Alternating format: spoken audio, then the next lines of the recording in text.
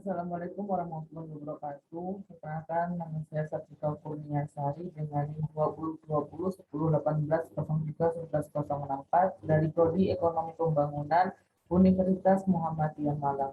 Di sini saya akan membawakan materi mengenai kebijakan dan konsep perpajakan di Indonesia.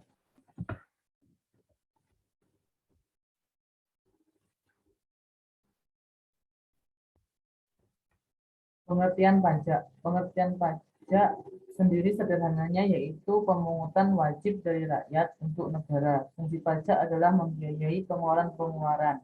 Manfaat pajak digunakan untuk melakukan pembangunan hingga membayar gaji para pegawai negeri. Ada juga beberapa pengertian pajak menurut beberapa ahli. Yang pertama ada Profesor Dr. PJ A. Anggiani.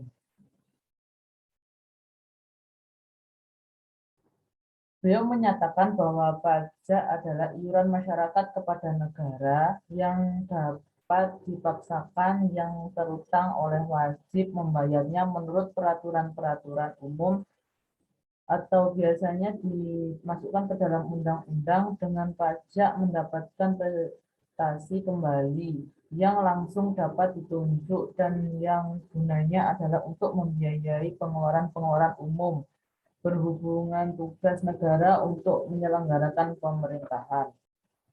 Yang kedua, pengertian pajak menurut Profesor Dr. Rohmat Sumitro SH.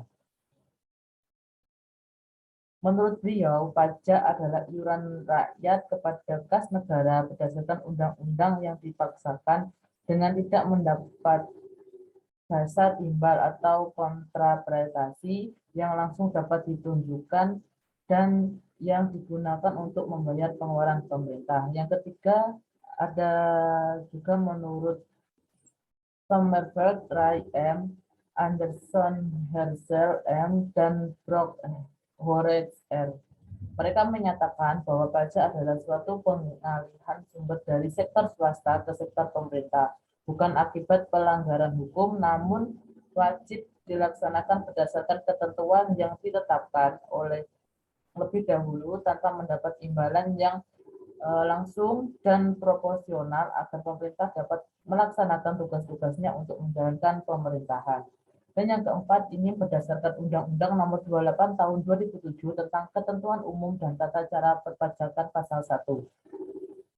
Di dalam undang-undang tersebut dijelaskan bahwa pajak adalah kontribusi wajib kepada negara yang terutang oleh orang pribadi atau badan yang bersifat memaksa berdasarkan undang-undang dengan tidak mendapatkan imbalan secara langsung dan digunakan untuk keperluan negara bagi sebesar-besarnya kemakmuran rakyat.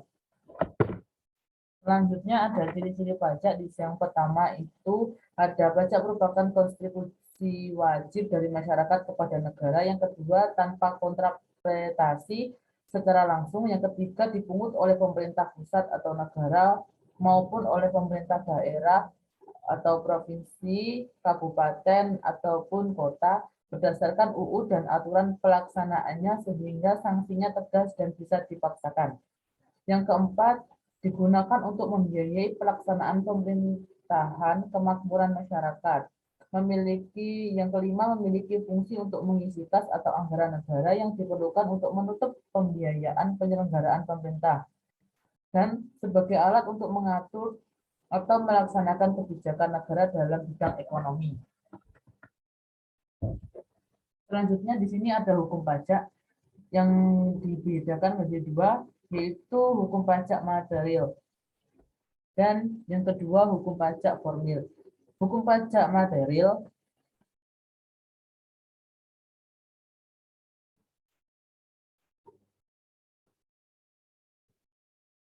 adalah peraturan yang mengatur tentang pajak yang sifatnya umum.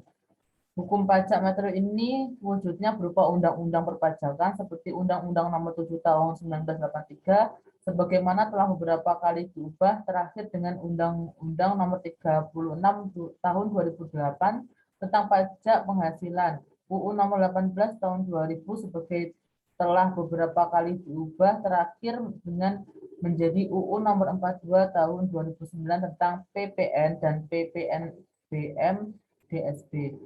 Terus yang kedua, hukum pajak formil ini adalah peraturan yang mengatur bagaimana hukum pajak material dilaksanakan, umumnya terdiri dari hak dan kewajiban, prosedur, dan sanksi-sanksi hukum pajak. Formil ini wujudnya berupa UU Nomor 28 Tahun 2007 tentang KUP, UU Nomor 14 Tahun 2002 tentang pengadilan pajak.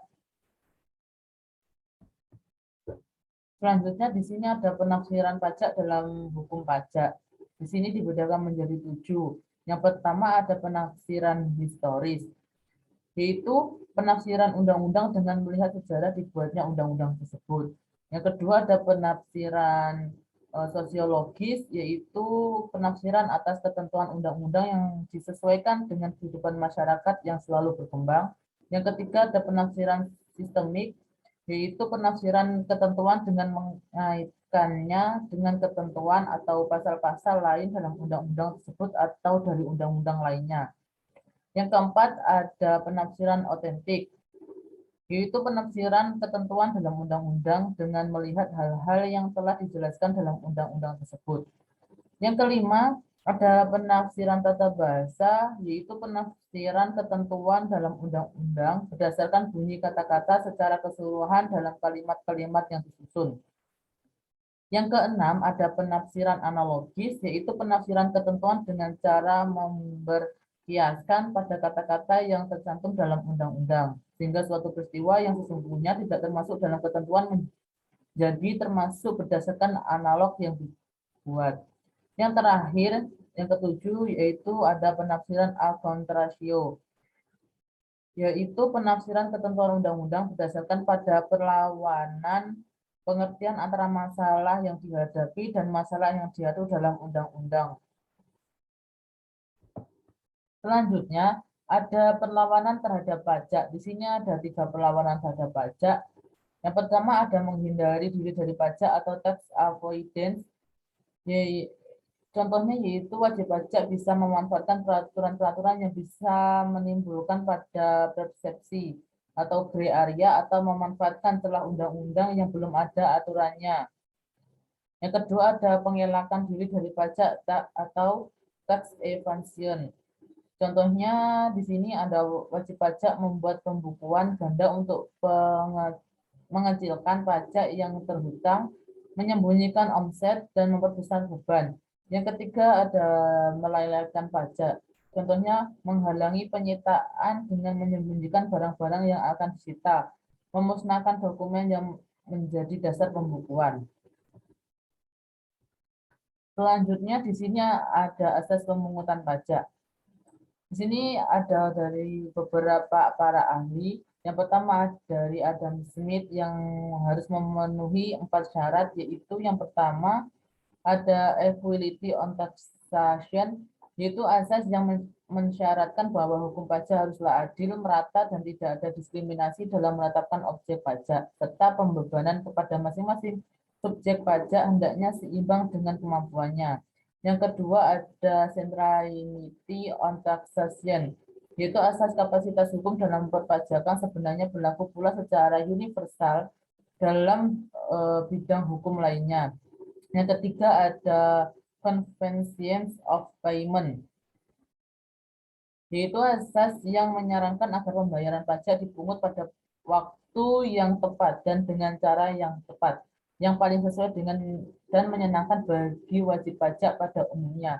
Yang keempat ada efficient on collection, yaitu asas yang menyatakan bahwa pemungutan pajak harus dilakukan dengan cara efisien, dengan biaya administrasi yang hemat bagi aparat pajak dan biaya kepatuhan yang murah bagi wajib pajak. Selanjutnya yang kedua ada menurut W.J. Langen, asas pemungutan pajak ada sebagai berikut. Yang pertama ada asas daya pikul, yaitu asas ini besar kecilnya pajak yang dipungut harus berdasarkan besar kecilnya penghasilan wajib pajak. Semakin tinggi penghasilan, maka akan semakin tinggi juga pajak yang akan dibebankan. Yang kedua ada azas manfaat. Pajak yang dipungut oleh negara harus digunakan untuk kegiatan-kegiatan yang bermanfaat untuk kepentingan umum. Yang ketiga ada azas kesejahteraan, yaitu pajak yang dipungut oleh negara digunakan untuk meningkatkan kesejahteraan rakyat. Yang keempat ada azas kesamaan, yaitu dalam kondisi yang sama antara wajib pajak yang satu dengan yang lainnya harus dikenakan pajak dalam jumlah yang sama. Terus yang kelima, ada azas beban yang sekecil-kecilnya, yaitu pemungutan pajak diusahakan sekecil-kecilnya atau serendah-rendahnya jika dibandingkan dengan nilai objek pajak, sehingga tidak memberatkan para wajib pajak. Terus selanjutnya yang ketiga ada menurut Adolf Wigner, azas pemungutan pajak itu adalah sebagai berikut. Yang pertama ada azas politik finansial, yaitu merupakan asas pemungutan pajak yang dipungut oleh negara. Jumlahnya memadai sehingga dapat membiayai atau mendorong semua kegiatan negara. Yang kedua ada azas ekonomi, yaitu pemungutan yang didasarkan penentuan objek pajak harus tepat, misalnya pajak pendapatan, pajak untuk barang-barang mewah. Yang ketiga ada pajak keadilan, yaitu pemungutan pajak berlaku secara umum tanpa diskriminasi untuk kondisi yang sama diberlakukan pula yang sama. Yang keempat ada azas administrasi, yaitu menyangkut masalah kepastian perpajakan atau kapan di mana harus membayar pajak, keleluasan penagihan atau bagaimana cara membayarnya, dan juga besarnya biaya pajak. Yang kelima ada azas yuridis, yaitu segala pemungutan pajak harus berdasarkan undang-undang. Di sini ada teori pemungutan pajak. Menurut R. Santoso Brotodiharjo SH dalam bukunya yaitu Pengantar Ilmu Hukum Pajak, ada beberapa teori yang mendasari adanya pemungutan pajak, yaitu yang pertama ada teori asuransi, yaitu menurut teori ini negara mempunyai tugas untuk melindungi warganya dari segala kepentingannya, baik keselamatan jiwanya maupun keselamatan harta bendanya. Yang kedua ada teori kepentingan. Menurut teori ini dasar pemungutan pajak adalah adanya kepentingan dari masing-masing warga negara, termasuk kepentingan dalam perlindungan jiwa dan juga harta. Di sini ada juga mengenai fungsi pajak. Ya, di sini ada 5 fungsi pajak. Yang pertama ada fungsi penerimaan atau budgeteer, yaitu pajak berfungsi sebagai sumber dana yang diperuntukkan bagi pembiayaan pengeluaran pemerintah, baik pengeluaran rutin maupun pengeluaran pembangunan. Yang kedua, ada fungsi mengatur atau reguleran, yaitu pajak berfungsi sebagai alat untuk mengatur atau melaksanakan kebijakan di bidang sosial dan ekonomi. Yang ketiga, ada fungsi stabilitas. Dengan adanya pajak, pemerintah memiliki dana untuk menjalankan kebijakan yang berhubungan dengan stabilitas harga sehingga inflasi dapat dikendalikan. Yang keempat, ada fungsi redistribusi pendapatan, yaitu pajak yang sudah dipungut oleh negara akan digunakan untuk membiayai semua kepentingan umum, termasuk juga untuk membiayai pembangunan sehingga dapat membuka kesempatan kerja yang pada akhirnya akan dapat meningkatkan pendapatan masyarakat. Yang kelima ada fungsi demokrasi. Menurut salah satu penjelmaan atau wujud sistem gotong royong termasuk kegiatan pemerintah dan pembangunan. Fungsi ini pada saat sekarang sering dikaitkan dengan tingkat pelayanan pemerintah kepada masyarakat, khususnya membayar pajak.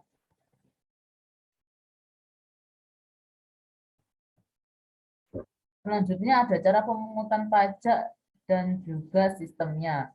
Sistem pemungutan pajak di Indonesia itu dibagi menjadi 3, yaitu yang pertama ada self-assessment system, yaitu sistem ini digunakan dalam pemungutan pajak pusat atau pajak negara. Artinya sistem ini adalah wajib pajak diberikan kepercayaan untuk menghitung sendiri, memperhitungkan sendiri, menyetor dan melaporkannya sendiri kewajiban pajaknya.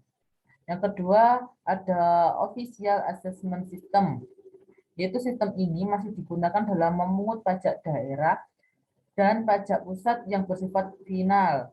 Yang ketiga, ada withholding system, yaitu sistem ini digunakan untuk pemungutan pajak pusat maupun pajak daerah.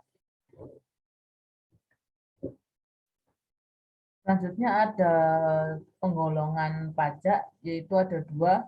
Yang pertama ada pajak pusat atau pajak negara. Pajak ini dipungut oleh pemerintah pusat atau negara sehingga hasilnya masuk ke kas negara. Contoh dari pajak pusat ini adalah PPH atau pajak penghasilan, PPN, dan PPNMB atau pajak pertambahan nilai dan pajak penjualan atas barang mewah. PBB atau pajak bumi dan bangunan, BM bea materai. Yang kedua ada pajak daerah. Pajak ini merupakan pajak dipungut oleh pemerintah daerah, baik provinsi, kabupaten, ataupun kota, sehingga hasilnya masuk ke kas daerah. Pajak daerah dikelola oleh Dinas Pendapatan Daerah.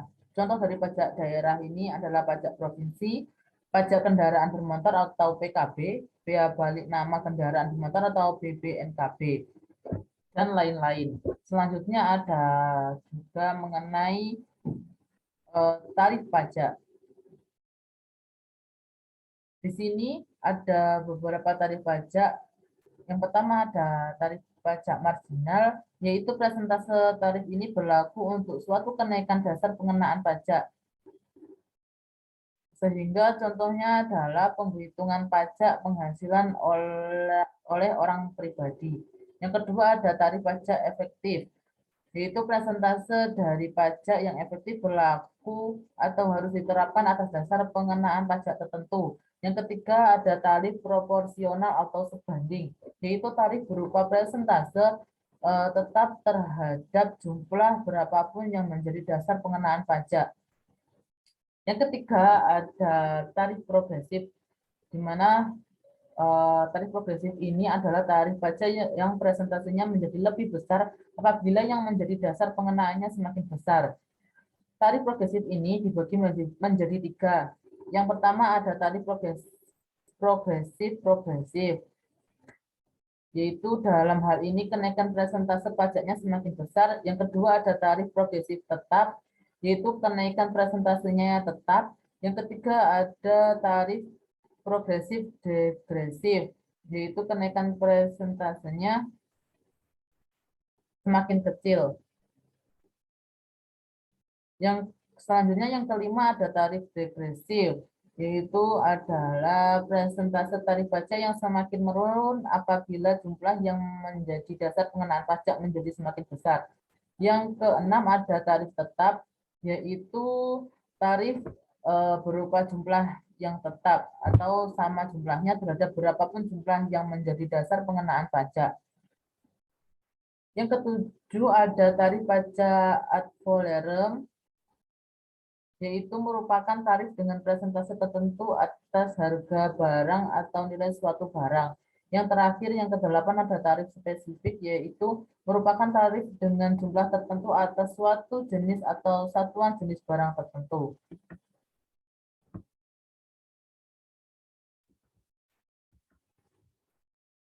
Selanjutnya di sini ada studi kasus, di mana di sini saya menyediakan gambar mengenai realisasi penerimaan pajak pada tahun 2014 dan 2018 dalam satuan triliun rupiah. Dapat dilihat di sini bahwa warna biru itu menunjukkan realisasi penerimaan pajak, sedangkan warna kuning merupakan target dari penerimaan pajak di Indonesia. Di sini dapat dilihat pada tahun 2014 target yang diinginkan oleh pemerintah ini mencapai 1072 dan pemerintah dapat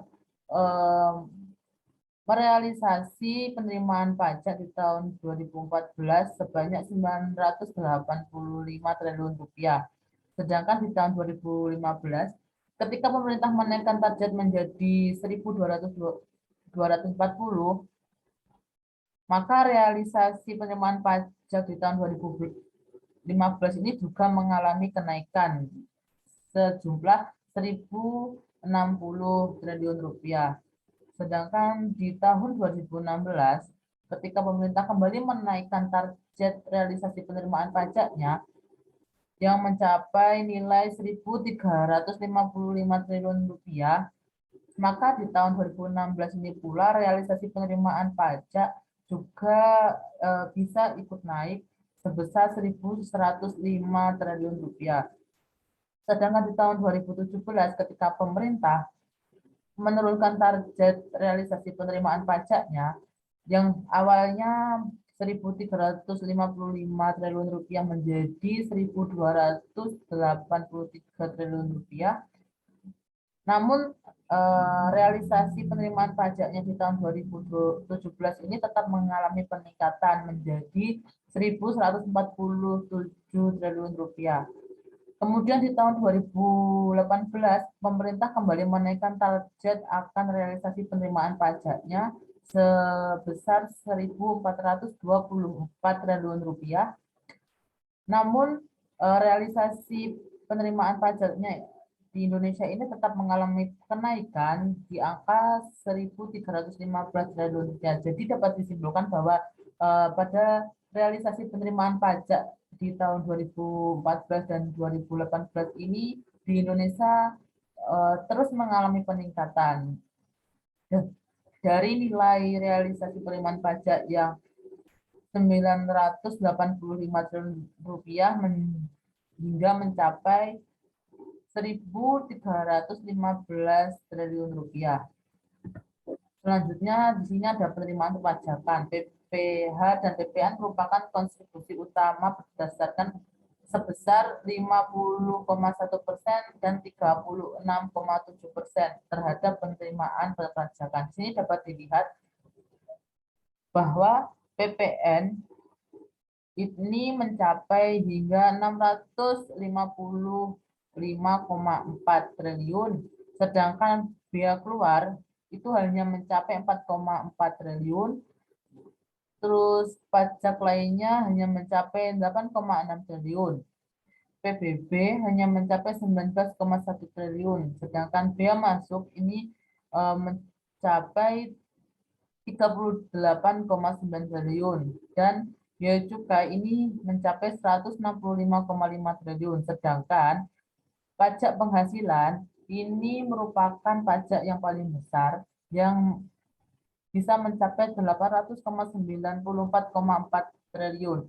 Hingga dari beberapa pajak tersebut di Indonesia pajaknya bisa mencapai 1.786,4 triliun. Itu penerimaan pajak yang ada di Indonesia. Selanjutnya di sini ada peningkatan jumlah wajib pajak yang terdaftar pada tahun 2007 hingga ke 2021. Bisa dilihat bahwa di tahun 2008 peningkatan jumlah pajak ini dari 10,65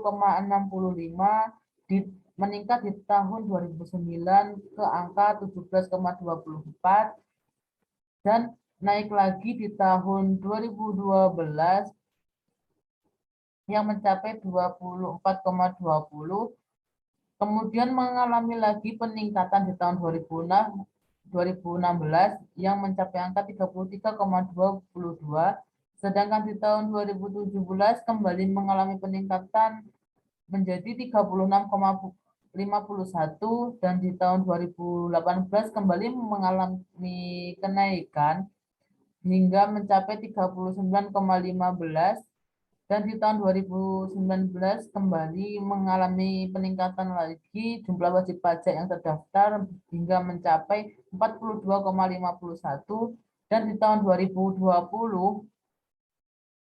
kembali mengalami peningkatan hingga mencapai 46,38 dan di tahun 2021 ini kembali mengalami peningkatan hingga mencapai 49,82. Nah, itulah yang dapat saya sampaikan. Terima kasih. Wassalamualaikum warahmatullahi wabarakatuh.